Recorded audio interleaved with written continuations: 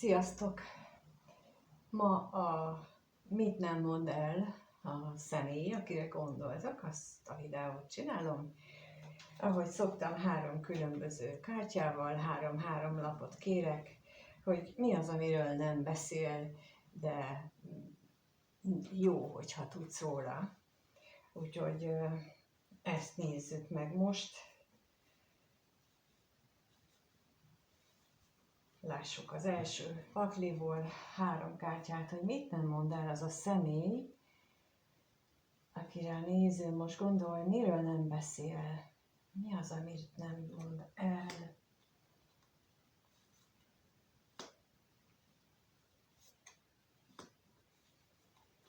És akkor a másik csomag, másik pakli, következik a másik csomagkártya még.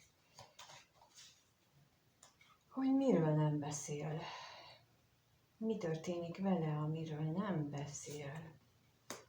Lehet, hogy ő maga sem tudja, de nem beszél róla.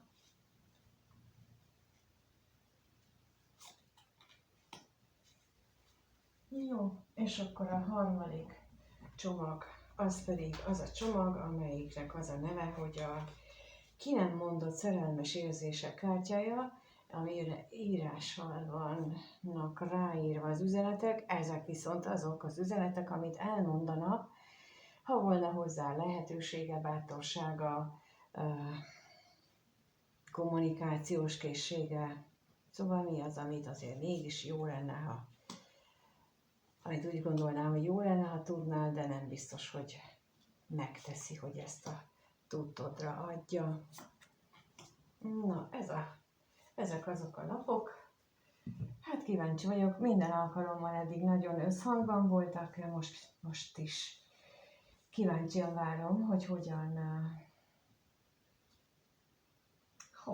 Na, hát lássuk, az első sorban kijött a kardok lovagja, az akasztott ember és a remete. A második sorban kijött a kardok kettese, a kelyhek ötöse és az uralkodó. Hát azt hiszem, hogy ez a személy, ő kapott valami hideg zuhanyt, ami teljesen maga alá gyűrte, és a kardok lovagjával én úgy gondolom, hogy ez egy olyan dolog lehetett, ami elől megpróbál menekülni, mert a kardok lovagja az ilyen jön-megy, mint a szélvész. Lehet, hogy ő korábban így viselkedett, és elképzelhető az is, hogy az akasztott ember állapotában arra van kényszerítve, hogy felismerje ezt a korábbi viselkedési mintáját, hogy felismerje, hogy mit csinál egy ilyen kardok lovagja. Hogy aki hát nem a megbízhatóság mintaképe, mondjuk így, bár szépen jól tud kommunikálni, de mégsem az a személy, akire hosszú távú jövőt lehet alapozni, és lehetséges, hogy ő így az akasztott ember áll a közepén, pontosan erre eszmél rá. Egyébként, ami feltűnt nekem, hogy a 6 lapból 3 nagy arkánon, tehát ő neki ilyen életét megváltoztató időszaka van, legalábbis akire ez igaz. Annak mindenképpen, hiszen az akasztott ember is egyfajta sorsfordulatot is jelent, hiszen ahhoz, hogy ő ebből az állapotból, amiben van, ahhoz, hogy abból kiszabaduljon, vagy hogy végre a talpára tudjon állni, vagy ahogy a magyar nyelv mondja, hogy a sarkára tudjon állni, és a saját érdekeit tudja érvényesíteni, ahhoz ő neki nézőpontot, szemléletet kell váltani, viszont úgy látom, hogy egyenlőre nem képes, de lehetséges, hogy az élet belekényszeríti ebbe az állapotba. Mert hogy utána a remete lapja következik. A remete, aki bölcsességével világít, és itt is lehet látni, hogy neki van ugyan egy lámpás a kezében, de a szívének a helyén, vagy hát ott a szíve környékén, ott egy csodafény világít, egy csodálatos fény világít, a fehéres, lilás-fehéres szín, ami a koronacsakrának is a színe, tehát egy olyan tisztaságot,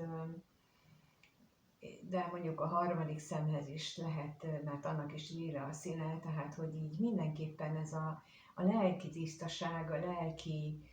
bölcsességnek a megtestesítője, vagyis, hogy azt mondják itt a lapok, hogy amiről ő nem beszél, és nem is biztos, mint ahogy mondtam, nem biztos, hogy tudatában van, hogy ez történik vele, hogy ő éppen egy bölcsebb énnyit hozza ki magából, azt az időszakát éli, és ehhez viszont szembe kell néznie olyan dolgokkal, ami már nem tűr halasztást. Lehet, hogy eddig azt a taktikát folytatta, hogy a homokba dugta a fejét, vagy a szőnyeg alá söpörte a problémákat, és úgy gondolta, hogy hát ha nem látom, akkor nincs. És őszintén meg kell mondani, én biztosan így voltam vele évtizedeken keresztül, amikor én azt meséltem még a kevésbé tudatos fejemmel, akkor azt meséltem, hogy azokat a gyermekkori emlékeimet, amikre nem szívesen emlékeztem, azt én bezártam egy üveg kalitkába, és bár látom a kalitka falán keresztül, tehát vissza tudom idézni, hogy mi történt, de olyan mélyre elsüllyesztettem, és egy csomó sokkal szebb élményt tettem rá, hogy igazából elég nagy munka kell ahhoz, hogy elővegyem. És ha hiszitek, hanem amikor ennek a feldolgozásával foglalkoztam, tehát a gyermekkori dolgaimmal, akkor tényleg rengeteg munka előzte meg, tehát rengeteg más minden kellett, más dobozt kellett kinyitnom ahhoz, hogy végre leérjek oda ezzel a gyermekkori elzárt sérülésekhez, amit így is nevezhetek, hogy a szőnyeg alá söpörtem, de én annak idején így fogalmaztam meg, és teljesen nem voltam ennek tudatában, hogy miről beszélek. Ma már tudom, de akkor csak ilyen nagyon nagy szöveg volt részemről. És ez a személy ugyanígy, szóval hasonló módon lehetséges most, hogy ő sem tudja, hogy mi megy keresztül, ő sem tudja, hogy ez a dolga valójában, hogy kibányászni azokat a dobozokat ott az emlékei mélyéről, amelyek a megoldásokat tartalmazzák, és ehhez, illetve azt tartalmazzák még, hogy attól lesz majd bölcsebb. Ez például, amikor az ember bölcsebbé válik, akkor az nagyon gyakran egybeesik, például ha az asztrológiát nézem, azzal, hogy a Szaturnusz, a tranzit Szaturnusz önmagával, vagy a nappal, tehát a születéskor, ahol állt a napunk, azzal valami nagyon pontos fényszöget alkot. Ezek az időszakok azért mindig hozhatnak ilyen muszáj magamba nézni érzést, muszáj félrevonulnom, muszáj ezzel törődni érzést, és nem mindig szeretjük. De mondjuk a Szaturnuszról lehet azt tudni, hogy ő hát úgymond kényszerít, de nem a végsőkig. Ő egy ideig itt van, szorít és kényszerít bennünket, de aztán, ha nagyon akadékoskodunk, akkor ő megy tovább, és megoldatlanok maradnak a problémák is. És például, amikor így az akasztott embert mutatják, akkor ezt is jelenti, hogy a Szaturnusz ideje érkezik el, nézzél szembe magaddal, lásd más megközelítésből a viselkedésedet, az életedet, az érzéseidet, a másokhoz való hozzáállásodat, egy csomó mindent kell ilyenkor felülbírálnia magában az embernek. Aztán, hogyha nem akarunk, mert nagyon nagy bennünk a félelem, a fájdalomtól való félelem, vagy a szégyenérzéstől való félelem, akkor szépen elmúlik ez az időszak, és megoldatlan marad a probléma. Itt viszont most azt érzem, itt a remetével megspékelve ezt az állapotot, hogy itt ez kicsit erősebb időszak az ő számára. Nem lehet csak olyan könnyedén tovasétálni, mert itt a remete egyfajta bölcsességet is ad neki, hogy legyen hozzá bátorsága, és meglássa azt, amit ő korábban tett, és itt amit így a kardok lovagja minőségében ő elkövetett. Mert hogy a középső sorban ugye ott van a kardok kettese, és a kelyhel kötöse, és ebből nekem az jön, hogy ő hát valamire mégiscsak valamit érzékel ebből a kényszerítő erőből, mert a kardok kettesével látható, hogy ő hát nem olyan örömmel akarja levenni a szeméről a kendőt. A keresztbe tett kéz is ugye általában a testbeszéd szempontjából arról árulkodik, ha így karba tesszük a kezünket, hogy elzárkózunk a beérkező információktól, tehát nem akarjuk beengedni azt, amit nekünk mondanak. Ezt érdemes megfigyelni, ez mármint így kezdeni magunknak a megfigyelését, hogy amikor így beszélgetünk, hogy karba tett kézzel, akkor valójában a tudatunk legmélyén ott az van, hogy hagyjatok már engem békén. Szóval itt is ez a keresztbe tett kéz erről tanúskodhat, hogy ő nem akar valójában szembenézni ezekkel a dolgokkal, még tiltakozik. Inkább az önsajnálatba menekül, mert a kelyhe kötöse az az önsajnálat lapja az én értelmezésem szerint most ebben az ábrázolásában is. És ebbe is nagyon gyakran belecsúszunk mi magunk is, tehát semmiképpen nem lehet elítélni ezt a személyt azért, amit csinál, mert hát legalábbis én az én életemben biztos, hogy ezt sokszor elkövettem, önsajnálatot is, hogy ha én szegény, hogy mindenki milyen velem, és ő is inkább ezt a és akkor ez a szőnyeg alá söprésnek a tipikus módszere, amikor önsajnálatba merülünk, tehát mindig javaslom, hogy amikor ilyesmin kapjuk magunkat, akkor ilyenkor mindig célszerű úgymond rendre inteni az elménket, az egónkat, hogy jaj, már megint sajnálgatod magadat, ki és mivel nem akar szembenézni, mert az önsajnálat mögött mindig ez áll, hogy nem akarunk valamivel szembenézni, és itt ő is ezt csinálja. Mert hogy ha szembenézne,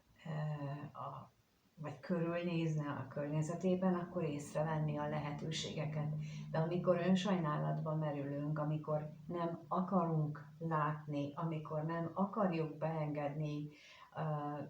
bizonyos információkat, akkor nem vesszük észre a meglévő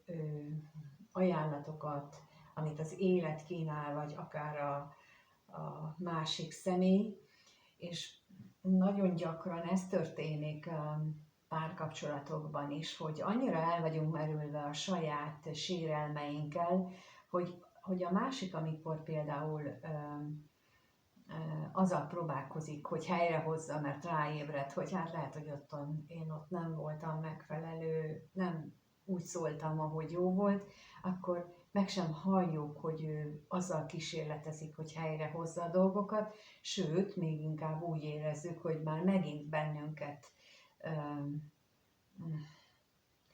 szekál, bennünket valamit akar tőlünk, már megint jobb lenne, ha békén hagynak, pedig valójában nagyon sokszor az történik, hogy a másik személy csak próbálja helyrehozni a hibáját. Na, ez így nagyon érdekes így a kelyhekötösnek ez a hozzáállása, amit ilyenkor tanúsítunk, és ezért mondom, hogy amikor ezen kapjuk magunkat, célszerű körülnézni, hogy most már megint kit és mit utasítok el, kit nem engedek be, hogy jóvá tegye a dolgait, illetve hogy nem fújom-e túlságosan fel azokat, nem nagyítom-e fel azokat a problémákat, ami miatt most sajnálgatom magamat, és itt akkor ehhez kapcsolódik az a magyar közmondás is, hogy okos enged, szamár szenved, tehát hogy ha a sérelmeinkkel vagyunk elfoglalva, akkor csak a szenvedés útját választjuk, míg ha azt mondjuk, hogy hát megbántottak, oké, majd valahogy túlélem, de én nem akarok ilyen szörnyű állapotban élni, és ezért inkább megbocsátok. És ezzel nem azt jelenti, hogy a másik ember nem tett ellenem olyat, ami esetleg nekem rosszul esett, meg hogy én vagyok a hibás, hogy miért érzékelem azt, hogy rosszul esik valami, hanem azt jelenti, hogy én nem etetem az egómat azzal, hogy hú, akkor emiatt aztán szemet szemért, fogad fogért, és bosszút állok rajta, és akkor lássa, hogy én mennyire szenvedek, és hogy ez majd neki hogy fog fájni. Ez tipikus az ilyen önsajnálkozós állapotunkban. És ezeket most azért mondom el ismét, hogy érdemes átgondolni, hogy előfordul-e nálatok. Nem mindenkinél fordul elő, én meg mint annyiszor, most is a magam tapasztalatából beszélek, kielemezve a saját érzés és gondolatvilágomat, amit különböző helyzetekben produkáltam, és ez a szembenézés, ez higgyétek el, amikor az ember eljut odáig, hogy rájön, hogy jó, miket csináltam, ott akkor nagyon rossz, meg szégyeli magát az ember, meg leszidja, de utána aztán rájön később, már egy magasabb tudati szinten, hogy ez teljesen csak az egóm játéka volt velem, és nincs értelme. Mert mint ahogy néhányszor már elmondtam, hogy ez csak egy inkarnáció az 1000 és milliárd közül, amit megélünk, és akivel emberekkel ma úgy jól meg vagyunk egymással, és akitől félünk, hogy ő megítél, az csak egy pillanat a mindenség életünkben, amit a lélek megél, és abból a szempontból nem számít. Az viszont igen, hogy mi hát ilyen szörnyű állapotban éljük le az életünket az önsajnálat meg a mások hibáztatása miatt. Mondom én, aki tényleg évtizedeket éltem abban, és ma már látom, hogy mennyi mindent nem vettem észre, és mennyivel boldogabb életem lehetett volna. Így sem panaszkodom tulajdonképpen, csak hogy látom, hogy ez mit okozott. Úgyhogy ezért is mondom el ilyenkor a videókban, hogy hát ha valaki teheti, akkor ne ilyen későn jöjjön rá ezekre a dolgokra, bár még ilyenkor sem készül, és meg lehet még ilyenkor is találni azt a helyet, ahol tulajdonképpen megélheti az uralkodói minőséget. És az uralkodói minőség az nem azt jelenti, hogy mások felett uralkodok, hanem én úgy élem meg a mindennapjaimat, hogy én amit teszek, azt ilyen kvázi úgy teszem, mint egy bölcs ember, aki képes másoknak a javára lenni, és ehhez nekem nem kell megalázkodnom, hanem ez tényleg ilyen jó érzéssel lehet megélni. És ez nem az a fajta önteltséggel teli állapot, amit régen gondoltam például egy uralkodóról, hanem ez egy sokkal magasabb megélés. Az asztrológiában tanítják azt, hogy minden jegynek 3 megélési szintje van. Van az alacsony szint, ahol a tudatszintünknek megfelelően, tehát hogyha alacsony szinten éljük meg, akkor az hát elég leginkább ilyen negatív módon nyilvánul meg. Például nekem a napom az a Kósban van, és alacsony szinten egy Kós nappal rendelkező ember, vagy főleg ott van mellette együtt állva a Mars is, az nagyon agresszív tud lenni, hirtelen, és bevallom, én gyerekkoromban és fiatalkoromban ez ilyen nagyon, sőt, időnként lekezelő is voltam más miatt, de ott nagyon dominált bennem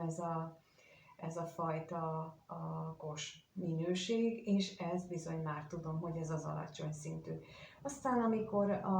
amikor már fejlődtem, nőttem és fejlődtem is közben, akkor viszont a kosnak a másik minősége, és mivel az uralkodóról beszélünk, ő is a kost képviseli, tehát azért mondom ezt el például. A kosnak a másik minősége, vagy a második megélési szintje az, amikor jó vezető lesz belőle, akkor uralkodó. Amikor ezen a második szinten, akkor amikor már a saját képességeit arra használja fel, hogy másokat vezessen, irányítson, de ilyen jó értelemben, hogy a mindenkinek a jobbulására, vagy a jobbítási szándékával a szívében, tehát hogy azért mondom, hogy az a második szint, és aztán van a harmadik szint, amikor már ezt a vezetést, ezt olyan módon teszi, hogy igazából a más embereknek az életét úgy akarja támogatni, segíteni, hogy például a saját magát is képes alárendelni ennek, és akkor ráadásul ezt, hogy nem csak hogy alárendeli, hanem egy új szemléletet mutat, egy új irányt mutat. Tehát, hogy például az uralkodónál, és akkor csak erről az egy kártyáról beszéltem, tehát ez a 3 fajta minőség jelenik meg ennél a kosnál, a kos energiánál, és itt is az van, hogy most még jelenleg, amikor a kelyhekötösével az önsajnálat energiájában van, és nem akarok szembenézni az önszabotás energiájában, akkor viszont ő még a nagyon az alacsony szinten éli meg ezt az uralkodói minőséget, nagyon agresszív módon dühös lehet magára, dühös lehet a környezetére, dühös lehet mindenkire, amiért őt ilyen helyzetbe hozza, miközben csak annyi lenne a dolga, hogy hallgat erre a bölcsességre, ami itt benne van, itt világít, csak még nem képes ő erre, még ehhez fejlődnie kell, és ezt a tudatszint növeléssel nagyon is úgymond könnyedén el lehet érni, és amit elmondtam például itt az önsajnálattal, hogy mit javaslok bárkinek megtenni, az bizony ez a tudatszint növelésnek a egyik lépése, az egyik módja, hogy hogyan lehet ezt megtenni, úgyhogy ha valakinek ez így fontos, akkor javaslom, hallgass meg újra, amit mondtam az előbb, mert az nagyon is előbbre vívő tanács. No, és akkor megnézzük azt, hogy mi az, amit tulajdonképpen elmondana, ha beszélne. Az első kártya alapján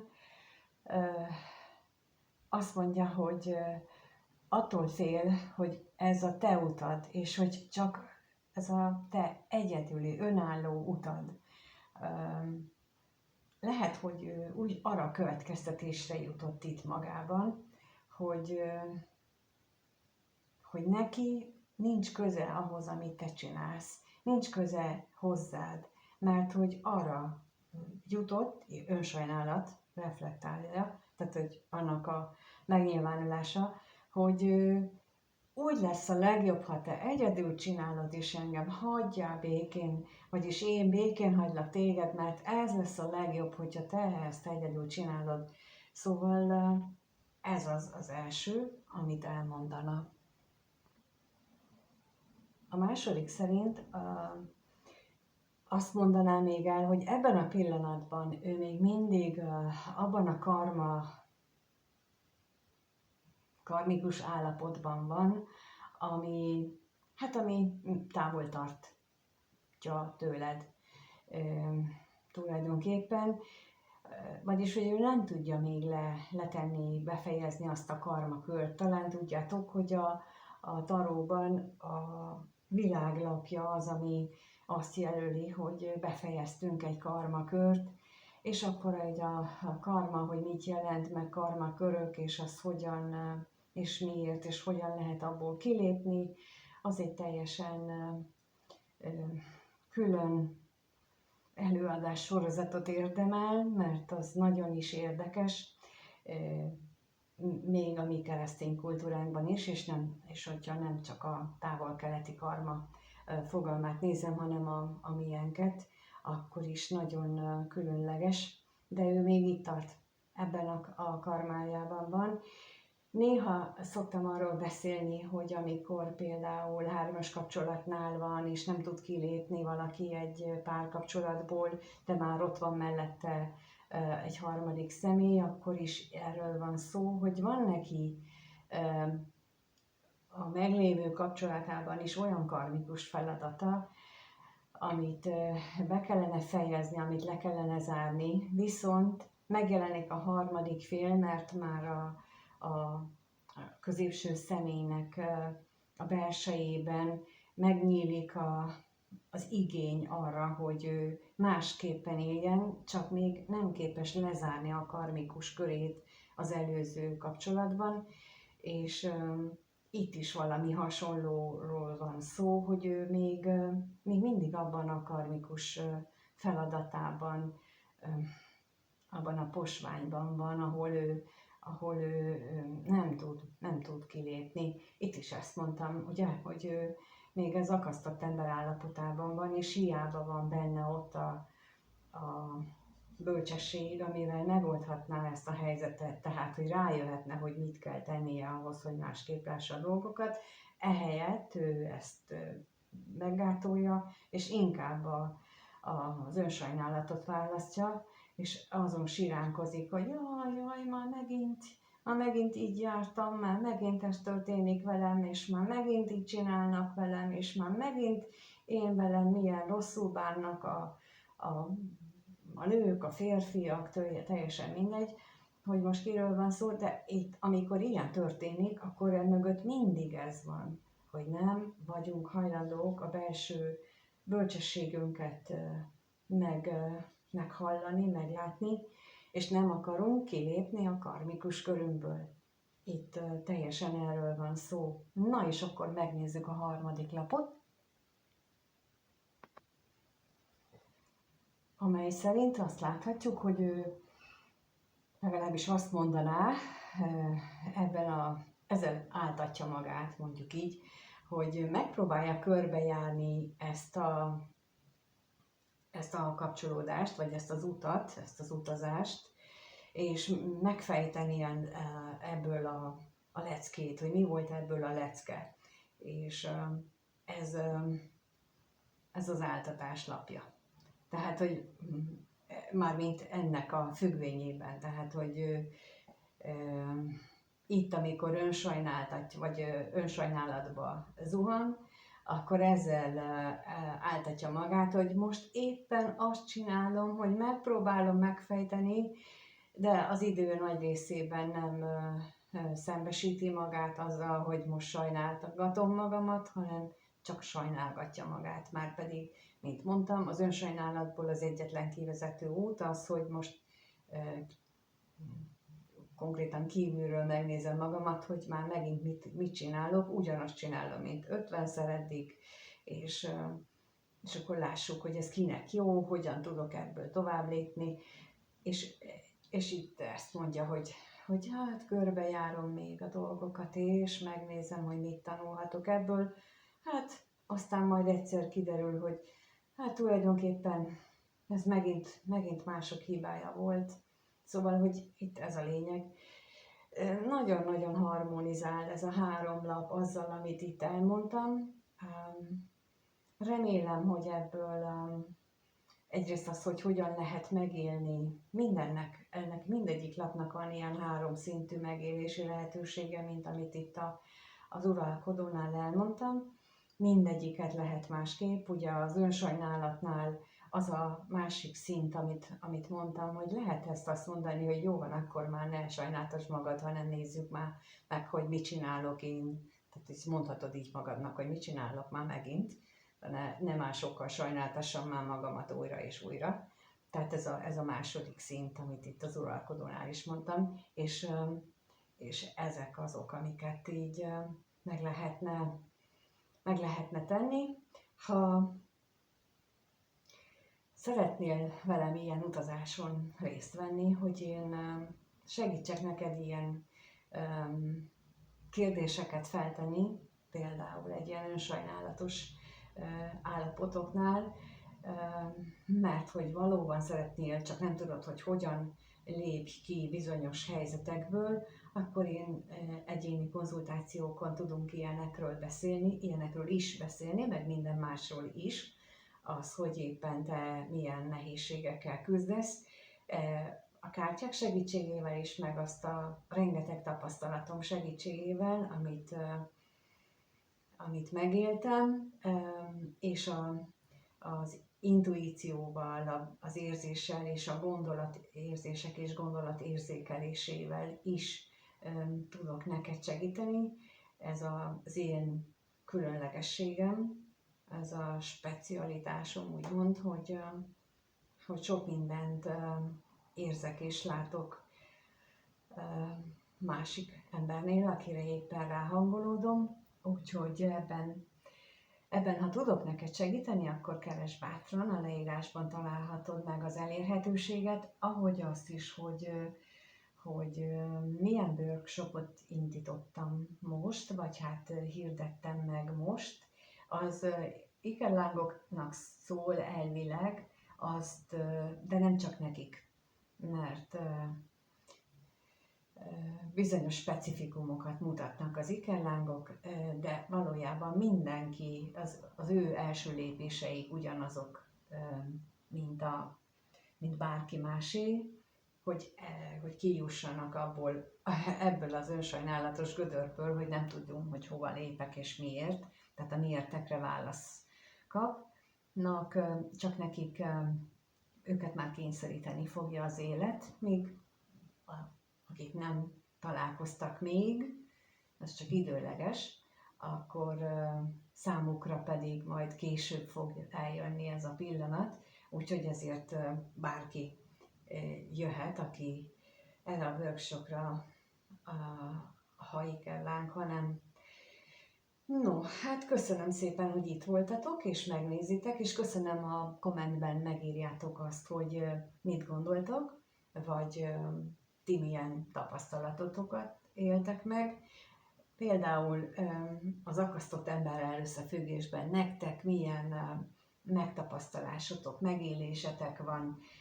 Nem mondom az önsajnálatot, mert az kicsit, az már tényleg ilyen nagyon szembenézős, de hogy például az akasztott ember állapotot, azt hogyan élitek ti meg, vagy a remete állapotot, azt hogyan élitek meg. Szívesen olvasom, és igyekszek, hogyha olyan van, akkor igyekszek erre válaszolni is. Most ma például már mindenkinek válaszoltam, úgyhogy köszönöm, és köszönöm a lájkokat, feliratkozásukat, hogy így csak támogatjátok a csatornát,